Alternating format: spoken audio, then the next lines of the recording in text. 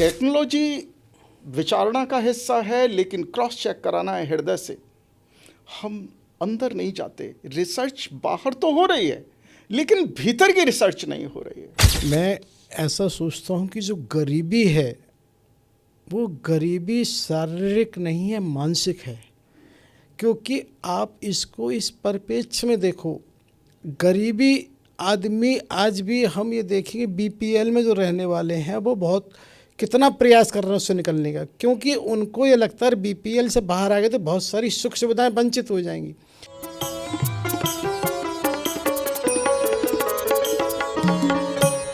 स्वयं को खोजो में आज हमारे साथ स्टूडियो में उपस्थित हैं विशेष मेहमान श्री मुकुल आनंद जी। उनसे आज हम चर्चा और वार्ता करते हैं, जिसके बारे में सबसे पहले हम स्टूडियो की तरफ से सभी श्रोताओं और दर्शकों की तरफ से भी उनका हार्दिक स्वागत करते हैं। आपका बहुत बहुत स्वागत है आनंद साहब। नमस्कार। जैसा कि पिछले एपिसोड में हम लोग चर्चा कर रहे थे, उसी को आगे बढ़ाते हुए हम ये कहना चाहते हैं, जैसे एक चीज़ है आनंद साहब, बहुत सूक्ष्म से इस पर अगर हम ध्यान दें, कोई भी मजहब है, कोई भी अपने को धर्म कहे या कुछ भी कहे, उसमें एक चीज़ कॉमन है, प्रार्थना को सबने स्वीकारा है। अर्थात कहीं चाहे मस्जिद में करें, चाहे चर्च में करें, कहीं भी न करें, लेकिन प्रार्थना जब करते हैं तो इसका मतलब सबने इस व्यवस्था को स्वीकारा है कि कहीं ना कोई ऐसी व्यवस्था है जो प्रार्थना का प्रतिफल देती है। क्योंकि प्रार्थना को कोई जैसे, और उसी व्यवस्था को हम अपने सादा शब्दों में कहें तो वो सनातन है, जिसको किसी व्यक्ति ने ना तो बनाया, ना कभी उसका अंत होता है, ना कभी उसका जन्म हुआ। इसीलिए कहते हैं सनातन अनादि है, अनंत है। क्या कहना चाहेंगे आप? बिल्कुल सही कहा आपने। प्रार्थना का ही हर धर्मों में प्रार्थना को अहमियत दी है, लेकिन प्रार्थना हृदय तल का भाव है। हृदय तल का, हृदय से प्रार्थना। मन से प्रार्थना नहीं हो सकती। प्रार्थना हृदय के तल का स्वभाव है, हृदय का स्वभाव है प्रार्थना। मन से प्रार्थना अब हृदय पे कैसे पहुंचा जाएगा? मन का अंतरतम गहनतम जो रहस्य है वो पहुंचाएगा आपको हृदय के तल तक। तो सभी धर्मों में प्रार्थना को स्वीकार किया गया है, प्रार्थना का फल गया है। बहुत लोग प्रार्थना करते हैं। आज देख रहे होंगे मंदिरों में हर जगह जो इतना, या हर जगह हम ज़्यादा धार्मिक हो गए हैं। सभी लोग हम ज़्यादा धार्मिक हो गए हैं, देखा होगा। लेकिन प्रार्थना हृदय से उठनी चाहिए। बहुत सही आप कह रहे हैं। हमारा ये चिंतन है, इस पे विचार करना है। ये एक अलग चीज़ है कि जैसे आज मोबाइल है, सब उसका प्रॉपर उपयोग कर पाए आवश्यक नहीं है। उस मोबाइल में फीचर्स तो कल भी थे, आज भी और कल भी रहेंगे, लेकिन सब उपयोग नहीं कर पाते। लेकिन ऐसा नहीं कह सकते कि उसके फीचर नहीं है। जैसे कॉन्फ़िगरेशन अल्टीमेट उस मोबाइल में है, उसी तरीके से हम जो बात कर रहे हैं उस व्यवस्था की, हम ये नहीं कह रहे कि कौन व्यक्ति मन से और हृदय तल से कर पाता है। ये हमारा ये है कि कोई न कोई एक व्यवस्था है कि यदि हृदय तल से आप कहना चाहिए, प्रार्थना के लिए कोई दूसरे शब्द नहीं काम करेंगे, आपके अपने ही शब्द होते हैं जिनमें कोई तारतम्य नहीं है, कुछ भी नहीं है। कहते हैं एक बच्चा होता है, वो मंदिर में जाके ईश्वर से टूटी फूटी बाड़ी में कहता है और उसका प्रतिफल उसे होता है जी। तो हमारा जो कहना है उस व्यवस्था के बारे में कि चाहे वो हृदय तल से किसी ने भी की, लेकिन वो कारगर हुई। अर्थात इसको हम थोड़ा सा और ऐसे करते हैं कि अगर हम भारतवर्ष में देखें, जैसे हमारे कुंभ का मेला हर बार लगता है और वहाँ पे कितने संप्रदाय, कितने लोग आते हैं, उनकी सबकी अपनी एक तरह से क्रियाएं अलग हैं। बहुत सारे आज भी हमारे यहाँ गुरु हैं जो अपने अपनी तरीके से अपनी क्रिया को, जैसे श्री सदगुरु जी हैं जो ईशा क्रिया का वो है, श्री रविशंकर जी हैं उनका सोहम क्रिया का है, शांति कुंज वालों का गायत्री मंत्र का है, ब्रह्म कुमारी है। लेकिन मेरा जो आपसे चर्चा करना है कि उस सबका एक कॉमन है क्या? कॉमन सबका ये है कि कुछ है ऐसा जो इसका प्रति उत्तर प्रतिफल देता है, यानी कि जो स्वयं ही हो रहा है उसी स्वयं को हम सबको खोजना है। और उसी के बारे में आप क्या कहना चाहेंगे? सत्य को खंडों में देखा नहीं, पूरा सत्य खंडों में नहीं देखा जा सकता, और परमात्मा खंडों में प्रकट है हर तरफ। जिन जिन के भी नाम लिए आपने, सब अपने अपने सत्य को प्रकट कर रहे हैं अपने अपने तरीके से। लेकिन सबसे बड़ी एक चीज़ ये दिखती है कि दूसरे के सत्य को स्वीकार हम करते ही नहीं हैं। हम सिर्फ अपना ही सत्य कहना चाहते हैं, समझाना चाहते हैं, कराना चाहते हैं और उसी को मानते हैं। जितने भी और ये नहीं, बहुत धर्म हैं, हिंदू धर्म और भी धर्म हैं, जितने भी संसार में धर्म हैं और जो भविष्य में होंगे, ये सब जो कि सब सनातन का हिस्सा हैं। सनातन रूपी वृक्ष पे ही ये सब प्रकट हैं। लेकिन एक जब तक हम पूरा वृक्ष नहीं देखेंगे तब तक सदगुरु अपनी बात करते रहेंगे, कोई अपनी बात कहता रहेगा, कोई अपनी बात लगता है। ऐसे सब जब दुकानें हैं, सब कहते हैं ना, बहुते रहे हैं घाट। घाट की शोभा, घाट की उपयोगिता सिर्फ इतनी है कि वहाँ से आप जंप मार सकें ध्यान के सागर में, सिर्फ इतनी सी है। अगर घाट पे ही पकड़ के बैठ गए, या घाट पे शॉपकीपर कोई अपनी अपनी दुकानें खोल के बैठे हैं और किसी ने कहा सिर्फ यहीं मिलेगा और कहीं ना मिल पाएगा, तो नहीं, बस घाटों की ऊपर घाट एक लॉन्चिंग पैड है। इसी तरीके से सत्य तो सबका है और सब सत्यनारायण ही लीला कर रहे हैं विभिन्न रूपों में। सबसे सीखना है। जिस दिन ये कला आ जाएगी, सबसे सीखने की कला, सबसे सीखने की कला, तो अपने आप स्वतः ही आनंददायी स्थिति आने लगेगी। जैसा कि पिछले एपिसोड में हमने चर्चा स्वयं की थी कि ही को ही भी में परिवर्तित करना है, क्योंकि अभी दिक्कत सिर्फ वहाँ है जहाँ ही तक ही रुके हुए हैं। जैसे ही को भी में परिवर्तित किया जाएगा, फिर कोई दिक्कत नहीं होगी। इसको हम ऐसे मान सकते हैं, समझ सकते हैं। विज्ञान भी एक बात कहता है कि हर क्रिया की प्रतिक्रिया होती है और हर प्रतिक्रिया की कोई न कोई क्रिया रही होती है।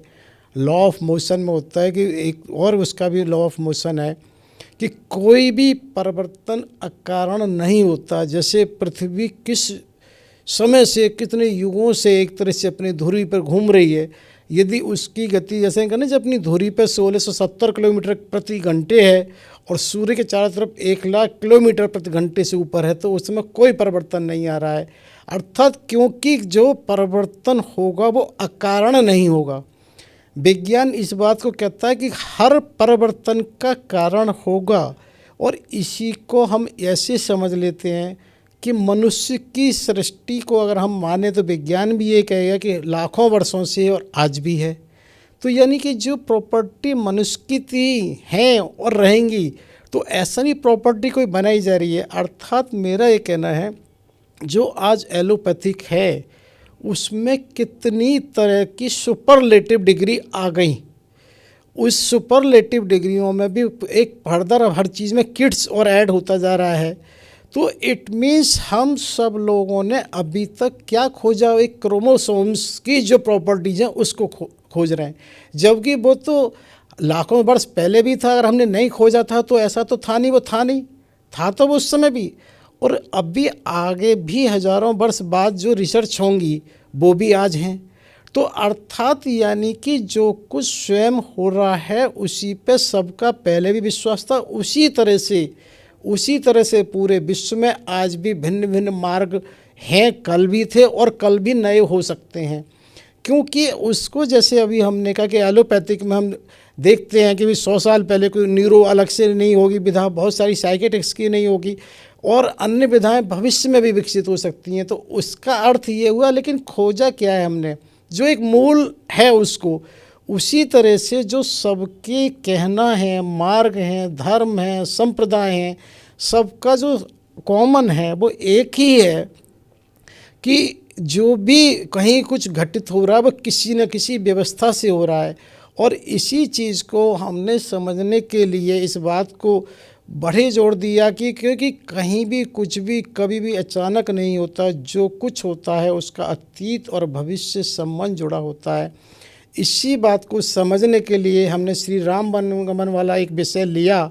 यदि वो नहीं होता तो पूर्व में दिए गए श्राप और वरदानों का क्या होता, तथा जो उस वनगमन के समय घटनाएं हुई जिनका द्वापर और कलयुग से भी संबंध है, वो कैसे घटित होती। जैसे आज हम वर्तमान में भी ये मानते हैं कि जो इतने शक्तिपीठ हैं वो केवल और केवल माता सती की जो उन्होंने परीक्षा ली थी वनगमन के समय, उस घटना के कारण ही ऐसा हुआ कि वो पिता के वहाँ गई, उसके बाद त्याग हुआ और वो उसमें अग्निकुंड में वो हुई। तो यानी शक्तिपीठ की घटना वहाँ से जुड़ी होती है। उसी को हम आज गोवर्धन बाबा को ये देखते हैं कि वो ब्रज में हैं, वो भी उस घटना से जुड़े हुए हैं। तो इसी तरह से विंध्यावासिनी माता का भी रहता है, क्योंकि भगवान कृष्ण जी का जन्म होना था और उनसे पूर्व एक तरह से उनकी बहन एकांगा का होना जरूरी था, उन्हीं का रूप आज ये माना जाता है। तो ये चीज़ ये हम बताने का ये है कि इन सब से एक चीज़ निकल के आती है कि किसी व्यक्ति की, किसी घटना की कुछ भी एकाएक नहीं होता, और उसका सारा हर भाव सूक्ष्म से सूक्ष्म वो कहीं ना कहीं इंद्राज हो रहा होता है, जिसको सब लोग आज प्रत्यक्ष अप्रत्यक्ष स्वीकार करते हैं। आप क्या कहना चाहेंगे इसमें? एक परम सत्ता है, वही सबको चला रही है, वो स्वयं वही सबको चला रही है, वही खेल है उसी का सारी जगत में। एक परम सत्ता है, स्वीकारता हर धर्मों ने की है, किसी ना किसी रूप में हर धर्म ने स्वीकारता की है। जिस एक प्रसंग है जब राम सरयू के किनारे बैठे हुए, उसके सागर के किनारे बैठे हुए हैं, लंका पूजन करते हैं सागर से, तो वहाँ युद्ध बिल्कुल चल रहा है। तो दूत बना के भेजते हैं अंगद को दूत बना के भेजा जाता है अंगद जी को। वहाँ पे सीता को चुरा ले गए, सीधा सा सीधा चुरा ले गए। सीधा सीधा गलत है कि राम जी की वाइफ, एक पत्नी को ले गया चुरा के रावण, और उसके बाद भी समझौता पत्र भेजा जा रहा है, अंगद को दूत बना के भेजा जा रहा है। आखिरकार एक जिज्ञासा उठती है कि रीज़न क्या था, क्या रहस्य था राम के, और लक्ष्मण जी समझ नहीं पाए। लक्ष्मण जी एकदम से एक आवेश में भी आए कि आखिरकार इस स्थिति में हम मतलब युद्ध शुरू होने से पहले फाइनली अंगद जी को भेजा गया है दूत बना के रावण के पास कि ऐसे करके सीता माँ को वापस करो और निष्कंटक राज करो। क्यों? क्या कारण था? क्या राम युद्ध नहीं करना चाहते थे, या राम प्रॉब्लम थी कहाँ? राम घबरा रहे थे या युद्ध नहीं करना चाहते थे? साधना पथ उस बीज के वृक्ष होने की यात्रा में जिस उस समय जहाँ राम खड़े थे, राम जान गए थे कि ये तो दैत्य हैं, ये तो नेगेटिव एनर्जी होल्डर हैं, इनका ये नियति है, इनका व्यभिचार, पर स्त्री गमन, ये इनका स्वभाव है। इसीलिए सिर्फ कहा कि आप सिर्फ वापस भेजें, आप सीता माँ को वापस करो और निष्कंटक राज करो। आप जितना शोषण आज तक करते आए हो कोई फर्क नहीं पड़ता। शास्त्र वर्णित है। ये कहा अंगद को दूत बना के भेजा क्यों? एक दूसरा प्रसंग और है कि जब विभीषण आए हैं शरण में, तो विभीषण से पहले दो कपि भी आए हैं, कपि का रूप रख के आए हैं राम जी के पास। वो दूत वो थे सुखसारण। हाँ, सुखसारण। तो राम जी कुछ बोल रहे हैं उसमें, और कुछ चौपाई है, वो जिस तरीके से कोई सार है, लेकिन मेरा जो भाव है, क्या कहा राम ने, जब जीव मेरी तरफ आ रहा है तब तो जीव मेरी तरफ आ ही रहा है, लेकिन जब जीव मेरे विमुख है तब भी जीव फाइनली आ मेरी ही तरफ रहा है। इसको मैं ऐसे कहता हूँ, जो अभी आपने कहा, क्या है कि वहाँ हम महाभारत देखते हैं, भगवान श्री कृष्ण ने भी ये जानते कि महाभारत होगी, और जिसको हम बार बार कहते हैं जो कुछ घटित होता है होने के लिए होता है। यदि महाभारत नहीं होती तो क्या गीता जैसा शास्त्र आज हमको मिलता? बिल्कुल सही बात है, पूरे विश्व को मार्गदर्शन कर रहा है। वो भगवान भी जानते हैं, लेकिन ये मानते हुए प्रयास में कमी ना रहे।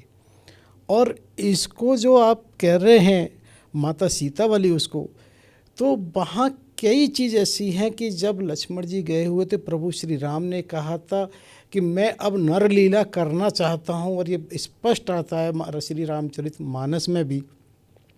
और वहाँ पर ये बहुत स्पष्ट है कि भाई करो नरवर लीला, तो जिससे उन्होंने अग्नि में एक तरह से वो किया है। और इसको हमने बहुत पहले भी कहा है कि कहीं ना कोई ऐसी बहुत सारी अग्निचर की सत्ता थी, बहुत सारे लोग, बहुत सारे ऋषि मुनियों ने, असुर भी, और वो भी ऐसे पैदा हुए हैं जो अग्नि से रहते थे।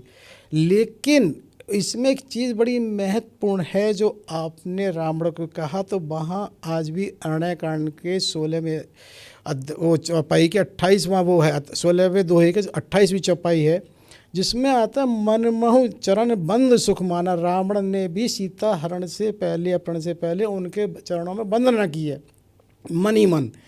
तो ये सब जो बात हो रही है एक लीला को घटित होना है, क्योंकि अगर ऐसा होगा ही नहीं, क्योंकि एक बार पहले भी हमने कहा था कि कहीं ऐसा भी आता है कि रावण बाली का मुकुट ले गया था जिसको अंगद ने फेंका था। तो अब बात आती है जिसकी सोने की लंका है वो वहाँ से मुकुट ले ही क्यों गया?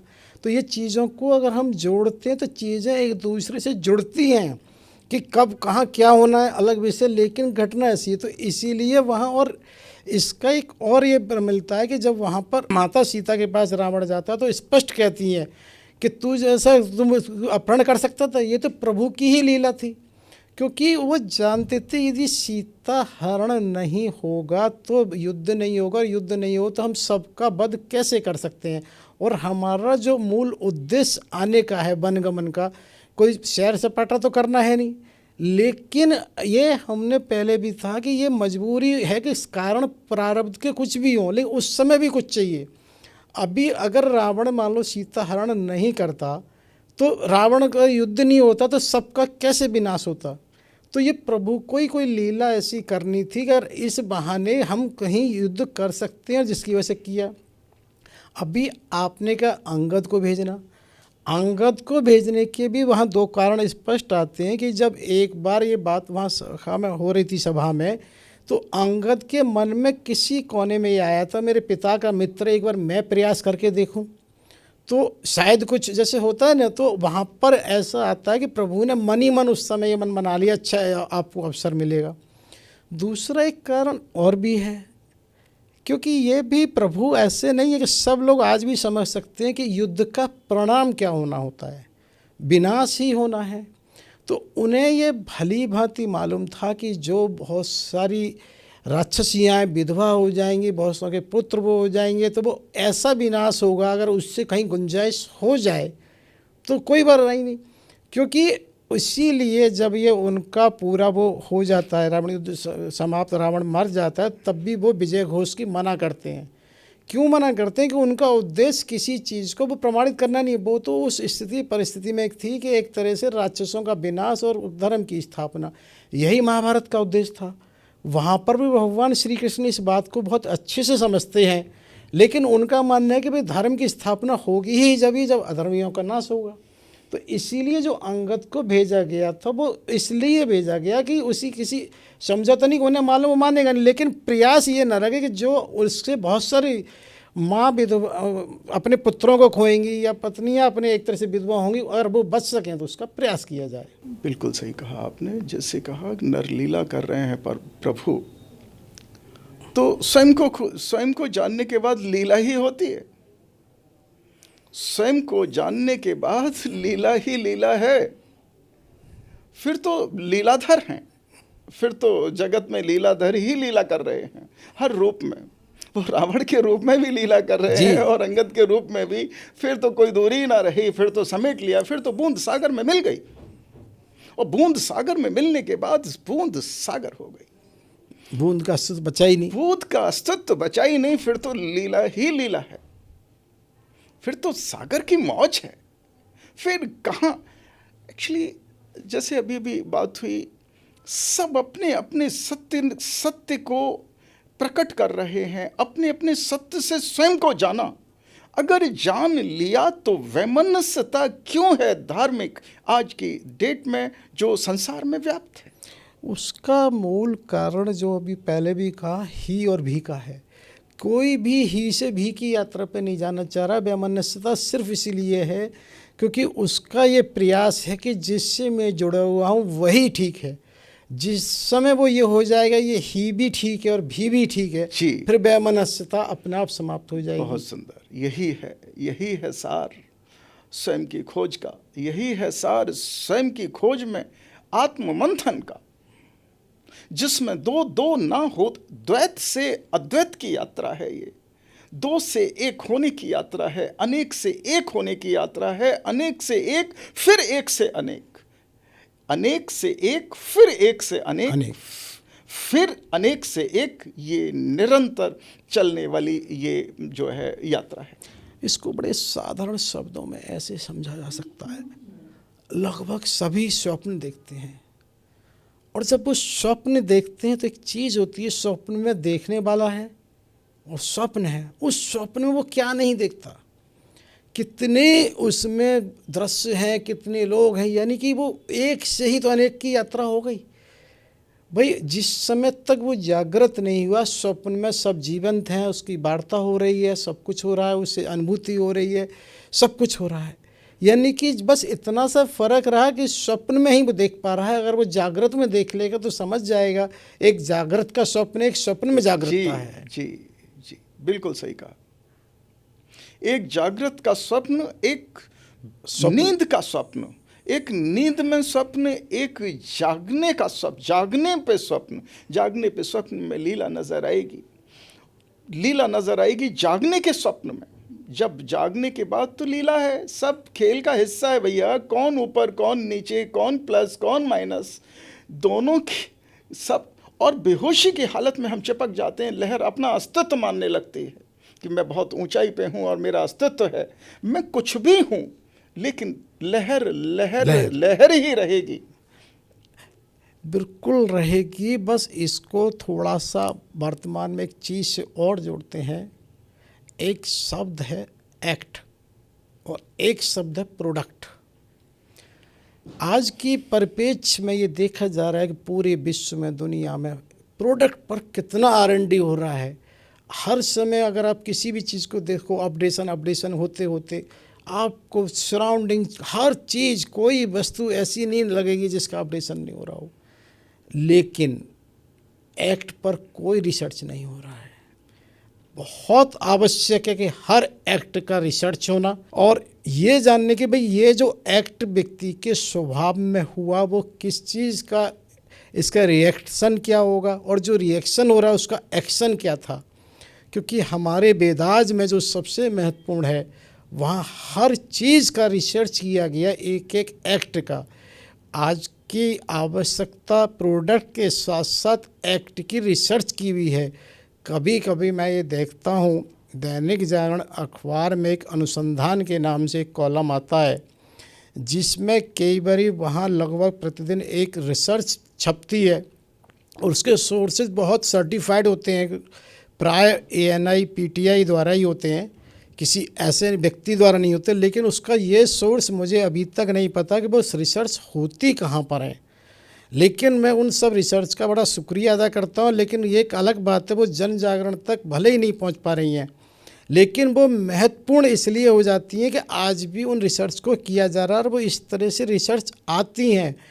आवश्यकता है कि उसी को एक और विश्व स्तर पर एक तरह से उनकी भी एक तरह से वार्ता और एक कहना चाहिए डिबेट या होनी चाहिए कि वास्तव में प्रति एक्शन का भी रिएक्शन है और रिएक्शन का एक्शन और एक्ट पर बहुत ज़रूरी है। क्योंकि जो समाज में और हम आसपास जो भी परिवर्तन देख रहे हैं वो भी परिवर्तन अकारण नहीं है, क्योंकि हर घटना किसी न किसी तरह से अतीत और भविष्य जुड़ी होती है। लेकिन हो क्या रहा है कि आज हम प्रोडक्ट की रिसर्च तो बहुत कर रहे हैं, एक्ट की रिसर्च नहीं कर रहे हैं। जितने भी चारों तरफ परिवर्तन आ रहे हैं उनकी भी परिवर्तन का कारण विचार करने की बहुत आवश्यकता है। क्या कहेंगे आप? बिल्कुल सही कहा आपने। रिसर्च विचार का हिस्सा है। रिसर्च हृदय नहीं करता। कहते किसी ने रिसर्च किया तो रिसर्च टेक्नोलॉजी करेगी। टेक्नोलॉजी कहाँ से आएगी? विचारणा से। लेकिन विचारणा पूर्ण तब तक नहीं होगी जब तक अब सतह पे नहीं दिखे टेक्नोलॉजी का असर। एक सपोज करिए, एक छोटा सा कोई भी एक इंजेक्शन है, मान लीजिए किसी ने खोज की एक इंजेक्शन की, उसकी कॉस्ट बहुत ज़्यादा रख दी गई। मानव मूल्यों के लिए तो कुछ बनाया ही नहीं गया उसे। भाई टेक्नोलॉजी विचारणा का हिस्सा है, लेकिन क्रॉस चेक कराना है हृदय से। हम अंदर नहीं जाते। रिसर्च बाहर तो हो रही है, लेकिन भीतर की रिसर्च नहीं हो रही है। और जिस दिन भीतर की रिसर्च होगी उस दिन पता लगेगा कि नहीं ये आज प्रचार देखें कितना है, सब हृदय तल का कहाँ, सिर्फ बुद्धि के तल का खेल चल रहा है और बुद्धि ही लहरें हैं। सागर तो हृदय है, बुद्धि ही लहरें हैं, बुद्धि विचारणा ही लहरें हैं। सागर और लहरों का प्रसंग कई बार कहा है मैंने। विचार लहरें हैं, सागर हृदय है। सागर के ऊपर लहरें उठती हैं, लेकिन लहरें, सागर तो मानता है कि लहरें मेरा हिस्सा हैं, लेकिन लहरें चूक गईं और वो छूना चाहती हैं आसमान को। कुछ ही देर की बात है, अब सारे संसार में इसी चीज़ की लेके द्वेष, वैमनस्यता। अदरवाइज अगर जरा सा हृदय के तल पे आने के बाद तो गरीबी, जितना हम वर्ल्ड में युद्धों के ऊपर पैसा खर्चा करते हैं पूरे विश्व में, अगर मात्र 1 साल रोक दिया जाए उतना पैसा जितना हम रेड क्रॉस के ऊपर खर्च करते हैं और युद्धों के ऊपर खर्चा करता है मनुष्य। मैं देशों की बात नहीं कर रहा हूँ, मैं मानव मूल्यों की बात कर रहा हूँ। 1 साल के पैसे से पूरे विश्व की गरीबी मिटाई जा सकती है। मैं ऐसा सोचता हूँ कि जो गरीबी है वो गरीबी शारीरिक नहीं है, मानसिक है। क्योंकि आप इसको इस परिप्रेक्ष्य में देखो, गरीबी आदमी आज भी हम ये देखेंगे बीपीएल में जो रहने वाले हैं वो बहुत कितना प्रयास कर रहे हैं उससे निकलने का, क्योंकि उनको ये लगता है बीपीएल से बाहर आ गए तो बहुत सारी सुख सुविधाएं वंचित हो जाएंगी। जो इतनी फ्री की स्कीम है वो सब उन्हीं को मिल रही होती हैं। तो प्रश्न इस बात का ना, वो गरीबी से बाहर क्यों आए? तो इसलिए इसको जो आप कह रहे हैं कि गरीबी का कारण तब तक रहेगा जब तक व्यक्ति स्वयं उससे ऊपर नहीं उठना चाहेगा। यदि एक बात मुझे बताइए कि आप ये देखिए, अगर वास्तव में इसको हम ऐसे देखेंगे जो कुछ हो रहा है वो उसके पीछे कारण है। कितने भी युद्ध हो रहे हैं उनके हथियार होते हैं, सैनिक होते हैं, वो होती हैं तो ये सब उनके भी तो कहीं ना कहीं परिवार हैं, उनसे भी उनकी एक तरह से भरण पोषण हो रहा है। तो कोई ना कोई कारण है कि वो उससे पहले से जुड़े हुए, तो वो बंद नहीं हो सकते। लेकिन ये बहुत हो सकता है कि साथ में ही व्यक्ति का ये स्वतः जागृत किया जाए कि भाई जब तक तुम ये स्वतः बोध नहीं होगा तुम्हारी गरीबी कोई दूर नहीं कर सकता। कुछ तो ऐसा है कि गरीब हमेशा परिवर्तनशीलता है रहेगा, कि गरीबी कभी ख़त्म नहीं हुई और नहीं होगी। और राम राज्य में सिर्फ यही कारण था, व्यक्ति मन से संतुष्ट था, जिसकी वजह से सब देने की सोच रखते थे। गरीबी का कारण सिर्फ ये है कि आज हम ये सोचते हैं हम किस तरह से ले सकते हैं, हम क्या दे सकते के हैं। जब तक व्यक्ति की ये सोच नहीं होगी हम क्या दे सकते हैं, जब तक वो गरीब रहेगा। गरीब पैसे से नहीं होगा, वो एक दिन बदल जाएगा यदि उसकी सोच बदल जाए कि मैं कुछ भी न कुछ देने की सोच रखूं, कुछ न कुछ दे सकता हूं। ये आज बहुत बढ़िया विषय आपकी वजह से उठा है। और एक बार फिर मैं आनंद साहब आपका बहुत बहुत कोटि कोटि आभार व्यक्त करता हूं जो आपने समय दिया। सभी श्रोताओं, सभी दर्शकों का भी कोटि कोटि आभार करता हूं। बहुत बहुत धन्यवाद। जय सिया राम।